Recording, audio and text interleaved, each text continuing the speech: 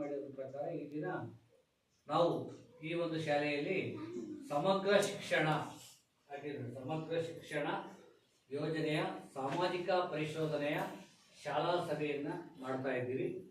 ಈ ಒಂದು ಶಾಲಾ ಸಭೆಯ ಅಧ್ಯಕ್ಷತೆಯನ್ನು ವಹಿಸಿಕೊಂಡಿರ್ತಕ್ಕಂಥ ಪಶುಸಂಗೋಪನಾ ಇಲಾಖೆಯ ಸಹಾಯಕ ನಿರ್ದೇಶಕರಾಗಿರ್ತಕ್ಕಂಥ ಡಾಕ್ಟರ್ ನವೀನ್ ಸರ್ ಅವರೇ, ಈ ಒಂದು ಶಾಲೆಯ STMC ಅಧ್ಯಕ್ಷರಾಗಿರ್ತಕ್ಕಂಥ ಸ್ವಾಮಿರವರೇ, ಮುಖ್ಯ ಶಿಕ್ಷಕರಾದ ಗಂಗಾಧರ್ ಅವರೇ ಮತ್ತು STMC ಉಪಾಧ್ಯಕ್ಷರವರೇ ಮತ್ತು STM ಸದಸ್ಯರೇ, ಪೋಷಕರೇ ಮತ್ತು ಗ್ರಾಮಸ್ಥರೇ ಮತ್ತು ಎಲ್ಲ ಮಕ್ಕಳೇ, ಭಾರತ ದೇಶದಲ್ಲಿ ಸ್ವತಂತ್ರ ಬಂದ ನಂತರ ಶಿಕ್ಷಣಕ್ಕೆ ಹೆಚ್ಚಿನ ಆದ್ಯತೆಯನ್ನು ಕೊಟ್ಟು ಗ್ರಾಮೀಣ ಪ್ರದೇಶ ಆಗ್ಬೋದು, ನಗರ ಪ್ರದೇಶ ಆಗ್ಬೋದು, ಎಲ್ಲ ಕಡೆಯಲ್ಲೂ ಸಹ ತರಗತಿ ಪೂರ್ವ ಅಂದರೆ 1ನೇ ಕ್ಲಾಸಿಂದ ಪೂರ್ವ ಅಂದರೆ LKG UKG ಇರ್ತೀವಲ್ಲ, ಅಲ್ಲಿಂದ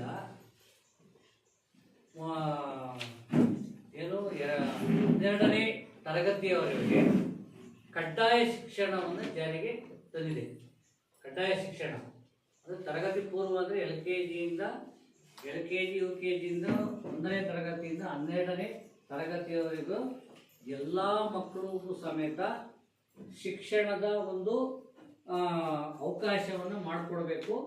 ಯಾರೂ ಸಹ ವಂಚಿತ ಆಗಬಾರ್ದು ಅಂತಕ್ಕಂಥ ಉದ್ದೇಶದಿಂದ ಭಾರತ ಸರ್ಕಾರ, ರಾಜ್ಯ ಸರ್ಕಾರ ಎರಡೂ ಸಹ ಜಂಟಿಯಾಗಿ ಈ ಒಂದು ಕಾರ್ಯಕ್ರಮವನ್ನು ಜಾರಿಗೆ ತಂದಿದೆ. ಯಾವುದು? ಸಮಗ್ರ ಶಿಕ್ಷಣ ಕಾರ್ಯಕ್ರಮ. ಮೊದಲು ಸರ್ವ ಶಿಕ್ಷಣ ಅಭಿಯಾನ ಅಂತ ಇತ್ತು, ನಮಗೆಲ್ಲರಿಗೂ ಮಾಹಿತಿ ಇದೆ. ಆಮೇಲೆ ಶಿಕ್ಷಕರ ತರಬೇತಿ ಅಂತ ಇತ್ತು, ಮಾಧ್ಯಮಿಕ ಶಿಕ್ಷಣ ಅಂತ ಇತ್ತು. ಈ 3 ಯೋಜನೆಗಳನ್ನು ಒಗ್ಗೂಡಿಸಿ ಹೆಸರು ಬದಲಾವಣೆ ಮಾಡಿ ಸಮಗ್ರ ಶಿಕ್ಷಣ ಕಾರ್ಯಕ್ರಮ ಅಂತ ಭಾರತ ದೇಶಾದ್ಯಂತ ಎಲ್ಲ ಗ್ರಾಮಗಳಲ್ಲಿ, ನಗರಗಳಲ್ಲಿ, ಪ್ರದೇಶದಲ್ಲಿ ಅನುಷ್ಠಾನ ಆಗ್ತಾ ಇದೆ. ಇದರ ಉದ್ದೇಶ 2030ನೇ ಸಾಲಿನ ಅವಧಿಗೆ ಭಾರತ ದೇಶದ ಎಲ್ಲ ಮಕ್ಕಳು ಸಮೇತನ ವಿದ್ಯಾವಂತರಾಗಿ ಮಾಡಬೇಕು. ಯಾರೂ ಸಹ ಶಾಲೆಯನ್ನು ಬಿಟ್ಟು ಹೊರಗುಳಿಬಾರ್ದು ಅಂತಕ್ಕಂಥ ಮೂಲ ಉದ್ದೇಶ.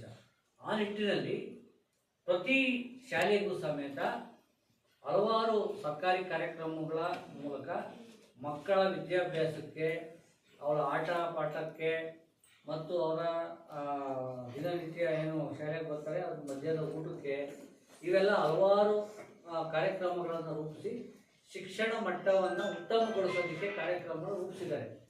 ಆ ಕಾರ್ಯಕ್ರಮಗಳು ಈ ಒಂದು ಶಾಲೆಯಲ್ಲಿ ಯಾವ ಥರ ಅನುಷ್ಠಾನ ಆಗ್ತಾ ಇದೆ ಎಂಬುದ್ರ ಬಗ್ಗೆ ಸರ್ಕಾರಕ್ಕೆ ಮಾಹಿತಿ ಬೇಕಾಗ್ತದೆ. ಅಂದರೆ ಸರ್ಕಾರ ಕಾರ್ಯಕ್ರಮಗಳು ಕೊಟ್ಬಿಟ್ಟು ಅದರ ಇಂಪ್ಲಿಮೆಂಟೇಷನ್ ಯಾವ ಥರ ಆಗ್ತಾ ಇದೆ ಎಂಬುದನ್ನ ಮಾಹಿತಿ ಬೇಕು ಸರ್ಕಾರಕ್ಕೆ.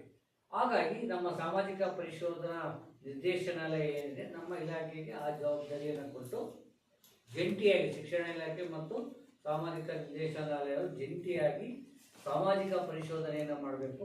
ಸಾಮಾಜಿಕ ಪರಿಶೋಧನೆಯಲ್ಲಿ ಶಿಕ್ಷಣ ಇಲಾಖೆ ಮತ್ತು ಸಾಮಾಜಿಕ ಪರಿಶೋಧನಾ ನಿರ್ದೇಶನಾಲಯ ಇಬ್ಬರು ಸೇರಿಬಿಟ್ಟು ಒಂದು ನಮೂನೆಗಳನ್ನು ಸಿದ್ಧತೆ ಮಾಡಿದ್ದಾರೆ. ಆ ನಮೂನೆಯಲ್ಲಿ ಈ ಶಾಲೆಯಲ್ಲಿ ಶಿಕ್ಷಣದ ಗುಣಮಟ್ಟ, ಶಿಕ್ಷಕನದ ಒಂದು ವ್ಯವಸ್ಥೆ ಯಾವ ಥರ ಇದೆ, ನಿಯಮಾನುಸಾರ ಏನೇನು ಮಾಡಬೇಕಾಯಿತು, ಏನೇನು ಆಗ್ತಾ ಇದೆ ಎಂಬುದ್ರ ಬಗ್ಗೆ ತಪಾಸಣೆಯನ್ನು ಮಾಡಿ, ಅದು ತಪಾಸಣೆ ಅಂದರೆ ದಾಖಲಾತಿಗಳು, ಶಾಲೆಯಲ್ಲಿರ್ತಕ್ಕಂಥ ದಾಖಲಾತಿಗಳು, ಮತ್ತು ಮಕ್ಕಳ ಅಭಿಪ್ರಾಯ, ಪೋಷಕರ ಅಭಿಪ್ರಾಯ, ಮುಖ್ಯ ಶಿಕ್ಷಕರು, ಸಹ ಶಿಕ್ಷಕರ ಅಭಿಪ್ರಾಯ, ಸಾರ್ವಜನಿಕರ ಅಭಿಪ್ರಾಯ ಎಲ್ಲನ ಕ್ರೋಢೀಕರಣ ಮಾಡಿ ಕೊನೆಯದಾಗಿ ಶಾಲಾ ಸಭೆಯನ್ನು ಮಾಡಿ ಅಲ್ಲಿ ವರದಿಯನ್ನು ಮಂಡನೆ ಮಾಡಿ ಸಭೆಯಲ್ಲಿ ಬರ್ತಕ್ಕಂಥ ಒಮ್ಮತದ ತೀರ್ಮಾನವನ್ನು ನಡವಳಿಕೆಯಲ್ಲಿ ದಾಖಲಿಸಿ ಸರ್ಕಾರಕ್ಕೆ ಕಳಿಸ್ತಕ್ಕಂಥ ಒಂದು ಪ್ರಕ್ರಿಯೆ.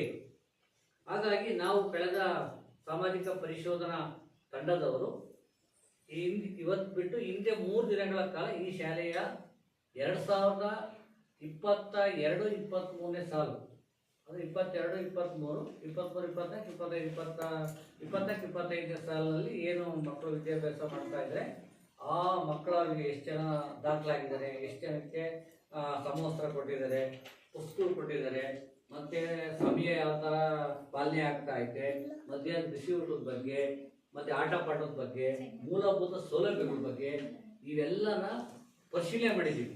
ಆ ಒಂದು ವರದಿನೇ ನಿಮ್ಮ ಸಾರ್ವಜನಿಕರು, ಪೋಷಕರು ಮತ್ತು ಎಲ್ಲರ ಸಮ್ಮುಖದಲ್ಲಿ, ನೋಡಲ್ ಅಧಿಕಾರಿಗಳ ಸಮ್ಮುಖದಲ್ಲಿ ಅವರ ಅಧ್ಯಕ್ಷತೆ ಅವರು ಈ ದಿನ ಅಧ್ಯಕ್ಷತೆ ಅವ್ರ ಜೊತೆ ಸರ್ಕಾರ ಏನು ಗೊತ್ತಾ, ನೀವು SDMC ಅವರು ಮತ್ತೆ ಶಾಲೆಯವರು ಇಂಪ್ಲಿಮೆಂಟೇಷನ್ ಮಾಡಿರೋರು, ನೀವು ಇಂಪ್ಲಿಮೆಂಟೇಷನ್ ಮಾಡಿರೋರು, ನೀವೇ ಅಧ್ಯಕ್ಷತೆ ವಹಿಸ್ಕೊಂಡು ಎಲ್ಲ ಸರಿ ಇದೆ ಅಂತಕ್ಕಂಥ ಮಾಡಿ ಅಂತ ಒಂದು ಪ್ರಭಾವ ಬೀರಬಹುದು ಅಂತಕ್ಕಂಥ ಉದ್ದೇಶದಿಂದ ಸರ್ಕಾರ ಅದನ್ನ ಈ ಶಾಲೆ ಮತ್ತು ಈ ಒಂದು ಶಿಕ್ಷಣಕ್ಕೆ ಸಂಬಂಧಪಟ್ಟಂಗೆ ಏನು ಭಾಗಿದಾರರಲ್ಲದವರನ್ನ ಅಧ್ಯಕ್ಷತೆ ಮಾಡ್ತಾರೆ. ಇವರು ತಾಲೂಕು ಮಟ್ಟದ ಅಧಿಕಾರಿ.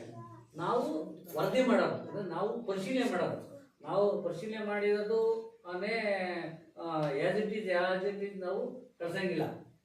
ಚರ್ಚೆ ಮಾಡಬೇಕು, ನೋಡಲ್ ಅಧಿಕಾರಿಗಳ ಮುಂದೆ, ನಿಮ್ಮ ಮುಂದೆ ಮಂಡನೆ ಮಾಡಬೇಕು, ಅಂತಿಮಗೊಳಿಸಬೇಕು. ಅಂತಿಮಗೊಳಿಸಿದ್ದ ವರದಿಯನ್ನು ನಾವು ಸರ್ಕಾರ ಕಳಿಸ್ತಕ್ಕಂಥ ಪ್ರಕ್ರಿಯೆ ನಾವು ಮಾಡಬೇಕು.